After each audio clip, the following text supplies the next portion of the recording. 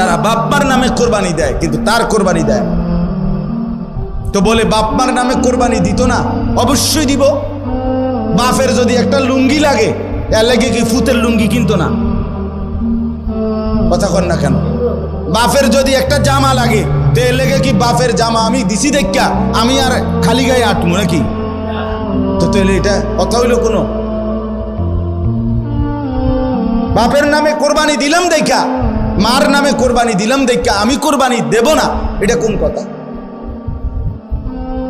ছেলেটার দোকান অথবা ছেলেটা ঢাকা কাজ করে, চাকরি করে, যেটাই করুক, তে বাইতাইয়া তার কাছে কিন্তু টাকা আছে 60,000-এর বেশি, কিন্তু বাইতাইয়া মাতেরা তার বাপের হাতে টাকা 10,000 দিয়া দেন, আপনি কোরবানি দেন, গোস্ত না খাওন, আপনার নামে দেন, আপনি মুরব্বী মানুষ, আপনি মরিয়া গেলে আর পাইবেন কোরবানি।